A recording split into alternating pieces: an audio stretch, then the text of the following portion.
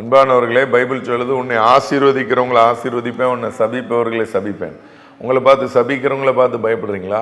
இயேசு சொல்றார், யாக்கோபுக்கு விரோதமான மந்திரம் இல்லை, இஸ்ரவேலுக்கு விரோதமான குறி சொல்லுதலும் இல்லை. உங்களுக்கு விரோதமாக யாராவது பேசுகிறாங்களா, சாபம் விட்டாங்களா, பயப்பட வேண்டாம், நீங்கள் கலங்க வேண்டாம். உங்களை ஆசீர்வதிக்கிறவர்களை கர்த்தர் ஆசீர்வதிப்பார்.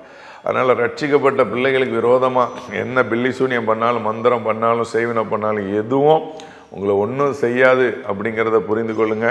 கர்த்தர் உங்களோட இருக்கிறார். அவர் பெரிய காரியங்களை உங்களுடைய வாழ்க்கையில் செய்வார்.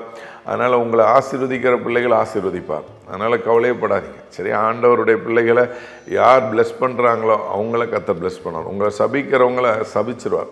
அதனால் உங்களுக்கு விரோதமாக யாராவது பேசினானா அது அவங்களுக்கு விரோதமாக அவங்க பேசிக்கிறது, அவங்க உங்களுக்கு விரோதமாக பேசலை. ஏன்னா அவங்க கூட கர்த்தர் இருக்கிறார். உங்களுக்கு விரோதமாக ஒரு காரியத்தை செய்தாரா? ஒரு அரசியல்வாதி இப்படி ஒரு சாட்சி சொன்னார். அவருக்கு மேலே மாவட்ட செயலாளர் என்ன பண்ணாராம்? அவரை அவமானப்படுத்தினார். அவர் சொன்னார், நீங்கள் என்ன அவமானப்படுத்தலை, நீங்கள் வலது பக்கத்தில் ஒரு ஆண்டவர் இருக்கிறார், அவரை அவமானப்படுத்துறீங்க பாருங்கள். சொல்லிட்டு இவர் வந்துட்டார். இவர் வந்துட்டு இருக்கிற வழியிலே அந்த மாவட்ட செயலாளருடைய பதவி பறிக்கப்பட்டது. இன்றைக்கி கர்த்தர் உங்களோடு இருக்கிறார். உங்களை ஆசீர்வதிக்கிறவர் ஆசீர்வதிப்பார், உங்களை சபிக்கிறவர் சபிப்பார். God bless you.